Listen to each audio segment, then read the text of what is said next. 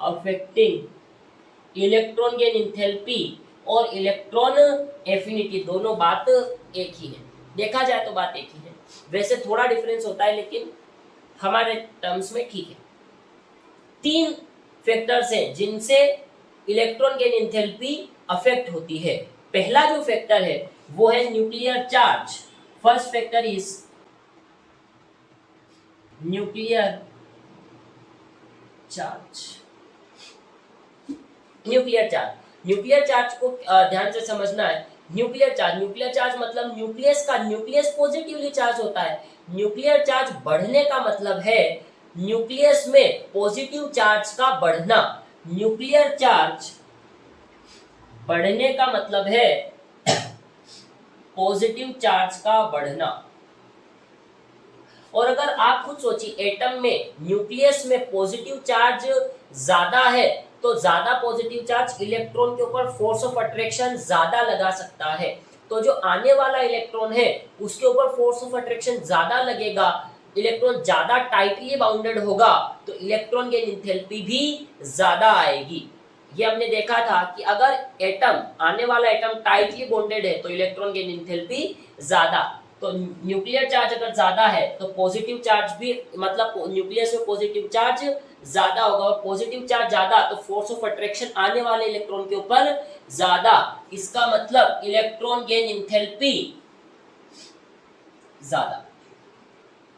इसी का उल्टा भी कर सकते हैं, अगर न्यूक्लियर चार्ज ज्यादा मतलब नेगेटिव चार्ज कम और नेगेटिव चार्ज कम, तो न्यूक्लियर चार्ज ज्यादा तो पॉजिटिव चार्ज ज्यादा और इलेक्ट्रॉन गेन इंथैल्पी ज्यादा। ये पहला फैक्टर था। दूसरे फैक्टर की हम बात करें तो वो है साइज ऑफ एटम। दूसरा फैक्टर है साइज ऑफ एटम। अगर एटम की साइज की बात करें, मैं 2 एटम बनाता हूं, ये पहला एटम है, ये दूसरा एटम, ए है और ये बी। अगर इस एटम में एक इलेक्ट्रॉन आता है तो इलेक्ट्रॉन और न्यूक्लियस के बीच की दूरी, साइज कम है। अगर ए वाले में इलेक्ट्रॉन आता है तो न्यूक्लियस और इलेक्ट्रॉन के बीच की साइज कम है, इन दोनों के बीच की साइज कम है। साइज कम है, पॉजिटिव चार्ज और नेगेटिव चार्ज के बीच की डिस्टेंस कम है। अगर डिस्टेंस कम है तो इनके बीच में लगने वाला फोर्स ऑफ अट्रैक्शन ज्यादा होगा, और फोर्स ऑफ अट्रैक्शन ज्यादा है तो इलेक्ट्रॉन गेन इंथैल्पी भी ज्यादा आएगी। साइज कम तो electron gain enthalpy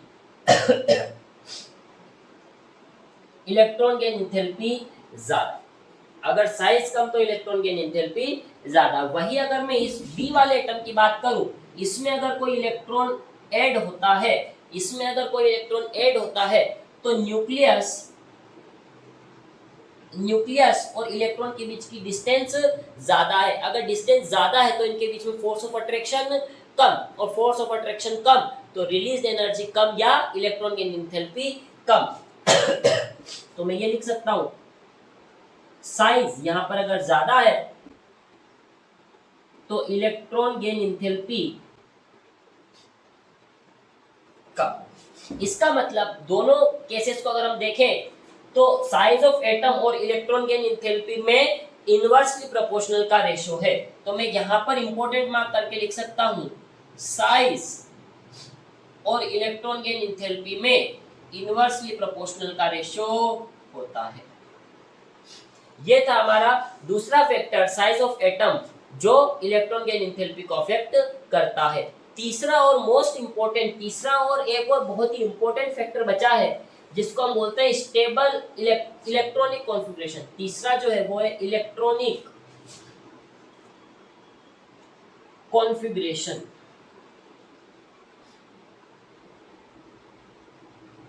electronic configuration की हम बात करें, अगर मेरे पास स्टेबल इलेक्ट्रॉनिक कॉन्फ़िगरेशन है, अगर electronic configuration stable electronic configuration. अगर इलेक्ट्रॉनिक कॉन्फ़िगरेशन स्टेबल है तो एटम नहीं चाहेगा कि एक इलेक्ट्रॉन ऐड हो जाए और मेरी स्टेबल इलेक्ट्रॉनिक कॉन्फ़िगरेशन अनस्टेबल हो जाए। तो एटम कभी नहीं चाहेगा, स्टेबल एटम कभी नहीं चाहेगा कि एक इलेक्ट्रॉन मेरे अंदर आकर के ऐड हो। लेकिन अगर फिर भी हम ऐड करवाना चाहते हैं इलेक्ट्रॉन को तो हमें कुछ एनर्जी देनी पड़ेगी, एनर्जी रिलीज नहीं होगी, एनर्जी हमें देनी पड़ेगी। तो यहाँ पर अगर स्टेबल इलेक्ट्रॉनिक कॉन्फ़िगरेशन है, अगर इलेक्ट्रॉनिक कॉन्फ़िगरेशन स्टेबल है तो इलेक्ट्रॉन गेन एंथैल्पी कम हो जाएगी या यूं कहेंगे पॉजिटिव हो जाएगी। तो ये था, अगर सिमेट्रिकल और इलेक्ट्रॉनिक कॉन्फ़िगरेशन स्टेबल है तो इलेक्ट्रॉन गेन एंथैल्पी की वैल्यू कम आएगी। दोनों में इनवर्सली प्रोपोर्शनल का रेशियो होता है। ये 3 फैक्टर्स थे जिनके ऊपर mainly electron gain enthalpy depend करती है। पहला न्यूक्लियर चार्ज बढ़ाओगे इलेक्ट्रॉन गेन एंथैल्पी बढ़ जाएगी। दूसरा था साइज अगर आप बढ़ाओगे तो इलेक्ट्रॉन गेन एंथैल्पी कम हो जाएगी। और तीसरा है stable electronic configuration. Electronic configuration अगर स्टेबल है तो इलेक्ट्रॉन गेन एंथैल्पी कम हो जाएगी। ये 3 बातें हमें याद रख करके हमें ट्रेंड्स को देखना है, सवाल को सोल्व करना है। अब अगर मैं ट्रेंड की बात करूं, पीरियड्स और ग्रुप में इलेक्ट्रॉन गेन एंथैल्पी के ट्रेंड की बात करूं तो मैं लिख सकता हूं यहाँ पे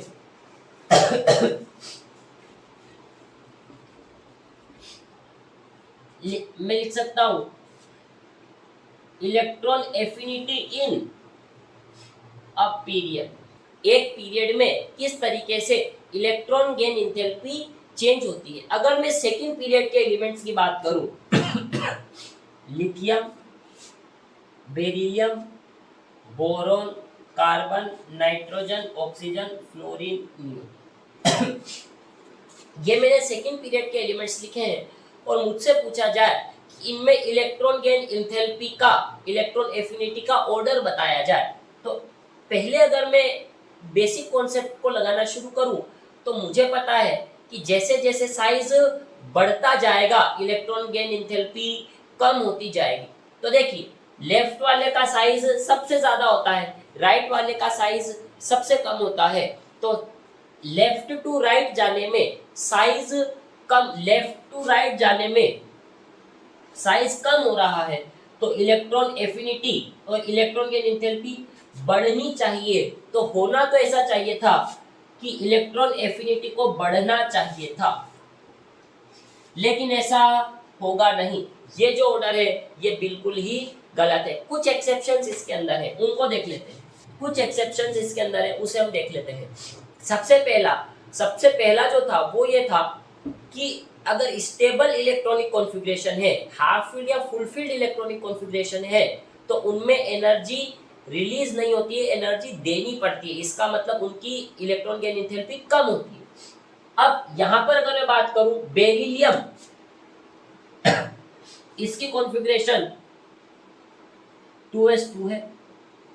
नाइट्रोजन की कॉन्फ़िगरेशन 2p3 2s2 2p3 है। और नियोन इसकी इलेक्ट्रॉन 2s2 2p6 है। ये तीनों ही इलेक्ट्रॉनिक कॉन्फ़िगरेशन ऐसी हैं जो सिमेट्रिकल है या स्टेबल है। तो इनकी जो इलेक्ट्रॉन गेन एंथैल्पी है वो बाकी सबसे तो कम होनी चाहिए, क्योंकि इनमें एनर्जी रिलीज नहीं होगी, हमें एनर्जी देनी पड़ेगी। तो ये तीनों की इलेक्ट्रॉन गेन एंथैल्पी बाकियों से तो कम होगी। अब कैसे पता करें तीनों में किसकी ज्यादा, तीनों में और किसकी कम? ये एक्सपेरिमेंटली जब हमने पता किया, एक्सपेरिमेंटली जब हम निकाल करके लेके आए तो नियोन की सबसे कम, फिर बेरिलियम की उससे ज्यादा और नाइट्रोजन की उससे ज्यादा। तो मैं ऐसा लिख सकता हूं इस सेकंड पीरियड में सबसे कम इलेक्ट्रॉन एफिनिटी नियोन की, उससे ज्यादा बेरिलियम की, उससे ज्यादा नाइट्रोजन की। इतना हमें याद रखना है, नियोन की सबसे कम, फिर बेरिलियम की उससे ज्यादा और नाइट्रोजन की उससे ज्यादा। अगर मैं तीनों को हटा दूं तो बचे लिथियम, फिर बोरॉन, फिर कार्बन, फिर ऑक्सीजन और फ्लोरीन। इस तरीके से आना चाहिए था। एक एक्सेप्शन और है, एक एक्सेप्शन यहाँ और है लिथियम और बोरॉन में। लिथियम और बोरॉन में एक एक्सेप्शन और है। लिथियम का इलेक्ट्रॉनिक कॉन्फ़िगरेशन 2s1 है और बोरॉन का इलेक्ट्रॉनिक कॉन्फ़िगरेशन 2p1 है। इलेक्ट्रॉन गेन एंथैल्पी में हम एक इलेक्ट्रॉन को ऐड करते हैं। अगर मैं एक इलेक्ट्रॉन को ऐड करने निकलूंगा तो अगर मैंने लिथियम में एक इलेक्ट्रॉन ऐड किया Li-1 तो ये 2s2 हो जाएगा, और यहां मैंने एक इलेक्ट्रॉन ऐड किया B-1 2p2 हो जाएगा। एक इलेक्ट्रॉन ऐड करने पे लिथियम स्टेबल इलेक्ट्रॉनिक कॉन्फ़िगरेशन में जा रहा है, और बोरोन में कोई स्टेबल इलेक्ट्रॉनिक कॉन्फ़िगरेशन नहीं आ रहा है। तो चूंकि लिथियम में एक इलेक्ट्रॉन ऐड होते ही स्टेबिलिटी आ रही है, सिमेट्रिकल इलेक्ट्रॉनिक कॉन्फ़िगरेशन आ रहा है, तो लिथियम चाहेगा कि मेरे अंदर जल्दी से इलेक्ट्रॉन को मैं एक्सेप्ट कर लूं। इसीलिए लिथियम चूंकि साइज तो लिथियम का कम है, साइज लिथियम का ज्यादा है, तो ये कम होनी चाहिए थी, लेकिन एक इलेक्ट्रॉन ऐड होते यहाँ पे इलेक्ट्रॉनिक कॉन्फ़िगरेशन स्टेबल हो रही है, तो लिथियम की इलेक्ट्रॉन गेन एंथैल्पी ज्यादा हो जाएगी और बोरोन की कम हो जाएगी। तो जब मैं यहाँ पर लिखूंगा तो बोरोन को पीछे लिखूंगा, लिथियम को आगे लिखूंगा, बोरोन को पीछे लिखूंगा, लिथियम को आगे लिखूंगा, और फिर बाकी ऐसे चलने दिया जाएगा। Carbon oxygen fluorine, carbon oxygen. तो ये बहुत इंपॉर्टेंट ऑर्डर है, कई बार इससे सवाल पूछ लिए जाते हैं। इस ऑर्डर को हमें याद रखना है।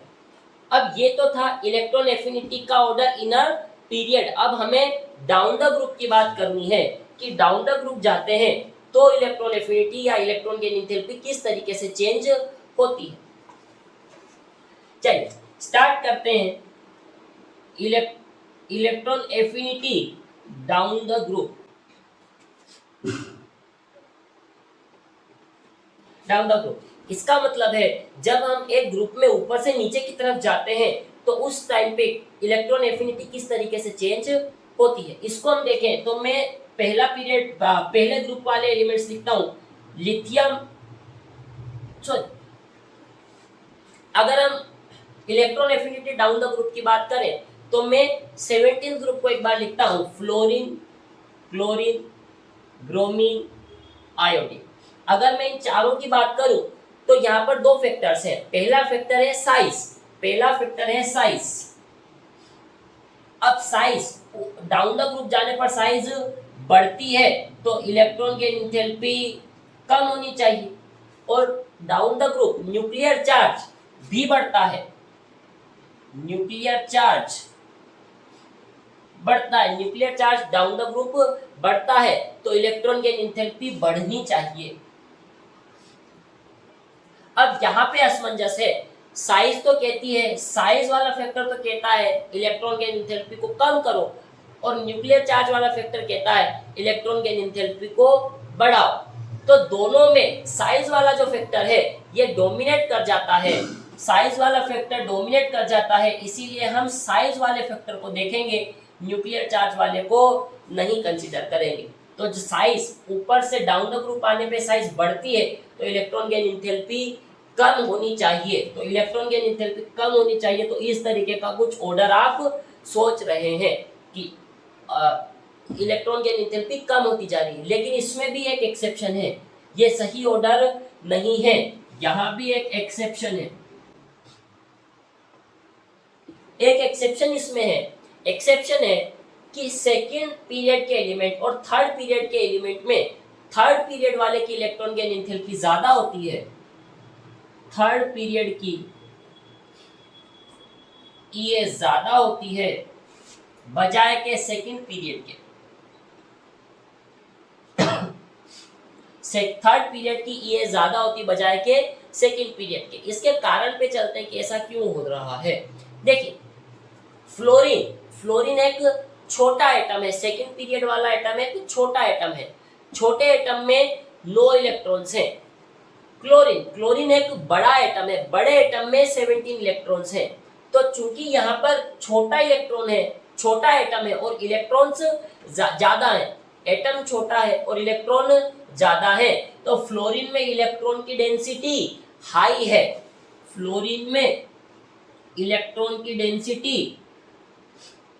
हाई है। इसका मतलब छोटे से एटम में काफी सारे इलेक्ट्रॉन्स रह रहे हैं। और जो क्लोरीन है क्लोरीन में इलेक्ट्रॉन की डेंसिटी कम है क्योंकि क्लोरीन का एटम बड़ा है और बड़े एटम में इलेक्ट्रॉन्स कम इलेक्ट्रॉन्स है। तो यहाँ पर चूंकि फ्लोरीन में इलेक्ट्रॉन की डेंसिटी ज्यादा है, अगर ज्यादा इलेक्ट्रॉन डेंसिटी है तो आप जब इलेक्ट्रॉन ऐड करने जाओगे तो इलेक्ट्रॉन्स का एक रिपल्शन फोर्स फ्लोरीन में आपको देखने को मिलेगा। सेकेंड पीरियड वाले इलेक्ट्रॉन में एक इलेक्ट्रॉन इलेक्ट्रॉन का रिपल्शन आपको देखने को मिलेगा। क्यों? क्योंकि सेकेंड पीरियड वालों में इलेक्ट्रॉन की डेंसिटी ज्यादा है और थर्ड पीरियड वालों में इलेक्ट्रॉन की डेंसिटी कम है। अब चूंकि यहाँ इलेक्ट्रॉन की डेंसिटी ज्यादा है, हम जब इलेक्ट्रॉन ऐड करने जाएंगे तो इलेक्ट्रॉन रिपल्शन करेगा और उसको ओवरकम करने के लिए इलेक्ट्रॉन हमें एनर्जी देनी पड़ेगी या इलेक्ट्रॉन एफिनिटी कम हो जाएगी। तो जो सही ऑर्डर है वो कुछ इस तरीके से आएगा। अगर मैं सही ऑर्डर की बात करूं तो वो कुछ इस तरीके से आएगा। फाइनल जो ऑर्डर है वो है फ्लोरीन, क्लोरीन, ब्रोमीन, आयोडीन। तो सेकंड पीरियड और थर्ड पीरियड वाले की ज्यादा, सेकंड वाले की कम, और बाकी वाले में तो ये साइज वाला फैक्टर आपको लगाना है। तो इसको मैं इस तरीके से लिख सकता हूँ, क्लोरीन की सबसे ज्यादा, फिर फ्लोरीन, फिर ब्रोमीन और फिर आयोडीन। अनगिनत बार ये एक्सेप्शन आपसे एग्जाम में पूछा गया है। वैसे तो down the group electron affinity कम ही होनी थी, लेकिन आपको याद रखना है सेकंड और थर्ड पीरियड में इलेक्ट्रॉन एफिनिटी का ऑर्डर उल्टा करना है। थर्ड पीरियड वाले की इलेक्ट्रॉन एफिनिटी ज्यादा करनी है और सेकंड पीरियड वाले की इलेक्ट्रॉन एफिनिटी कम करनी है। यहाँ पे हमारे इलेक्ट्रॉन एफिनिटी के कॉन्सेप्ट खत्म होते हैं, लेकिन अगर हमें किसी भी चैप्टर को मास्टर करना है तो उसके ऊपर कुछ क्वेश्चंस होना जरूरी है। तो अगला हम टॉपिक स्टार्ट करते हैं, इसके ऊपर कुछ क्वेश्चंस को हम देखते हैं। इलेक्ट्रॉन एफिनिटी के ऊपर हम कुछ क्वेश्चंस को अब करते हैं। पहले क्वेश्चन की तरफ बढ़ते हैं। क्वेश्चन नंबर 1, आपसे सवाल कुछ इस तरीके से पूछा जाएगा, आपको कुछ इलेक्ट्रॉनिक कॉन्फ़िगरेशंस लिख करके दे दी जाएंगी और फिर इलेक्ट्रॉन एफिनिटी के बारे में पूछेगा। जैसे कि आपको 3 इलेक्ट्रॉनिक कॉन्फ़िगरेशन लिख करके दी हुई है। Neon 3s2 3p3, neon 3s2 3p4, neon 3s2 3p5। ए, बी, सी आपको 3 इलेक्ट्रॉनिक कॉन्फ़िगरेशन लिख करके दी गई है और आपसे पूछा है कि कौन सी इलेक्ट्रॉनिक कॉन्फ़िगरेशन में इलेक्ट्रॉन एफिनिटी ज्यादा है और किसकी इलेक्ट्रॉन एफिनिटी कम है। तो अगर मैं यहाँ पे बात करूं तो यहाँ पर आपको देखना है 3p5, अगर 3p5 में एक इलेक्ट्रॉन ऐड कर दूं तो वो 3p6 हो जाएगा। 3p5 में एक इलेक्ट्रॉन ऐड करते ही वो 3p6 हो जाएगा और 3p6 एक स्टेबल इलेक्ट्रॉनिक कॉन्फ़िगरेशन है। तो एटम हमेशा चाहेगा कि मैं एक स्टेबल इलेक्ट्रॉनिक कॉन्फ़िगरेशन में चला जाऊं। तो नियोन 3s2 3p5 वाला जो एटम है वो हमेशा चाहेगा, सी वाला एटम हमेशा चाहेगा कि मैं एक इलेक्ट्रॉन एक्सेप्ट कर लूं, और जो सबसे ज्यादा इलेक्ट्रॉन एक्सेप्ट करने की टेंडेंसी रखता है उसकी इलेक्ट्रॉन एफिनिटी सबसे ज्यादा हो जाती है। तो सी वाले की इलेक्ट्रॉन एफिनिटी सबसे ज्यादा। ए वाले को देखिए, ए वाले का इलेक्ट्रॉनिक कॉन्फ़िगरेशन स्टेबल है 3p3, ये हाफ फील्ड स्टेबल है। हाफ फील्ड स्टेबल एटम कभी नहीं चाहेगा कि मैं एक इलेक्ट्रॉन एक्सेप्ट कर लूं और अनस्टेबल स्टेट में चला जाऊं। तो इसकी इलेक्ट्रॉन गेन एंथैल्पी कम होगी क्योंकि ये चाहता ही नहीं है कि मैं एक इलेक्ट्रॉन को एक्सेप्ट कर लूं, और अगर इलेक्ट्रॉन एक्सेप्ट करना ही नहीं चाहता तो इलेक्ट्रॉन गेन एंथैल्पी सबसे कम हो जाएगी। तो ए वाले की सबसे कम हो जाएगी और बी वाला बीच में आ जाएगा। तो ये सही ऑर्डर इसका आपके सामने इलेक्ट्रॉन एफिनिटी का आ गया है। अगर मैं दूसरे क्वेश्चन की बात करूं, क्वेश्चन नंबर 2, मैं आपको कुछ पेयर्स देता हूं, जैसे O-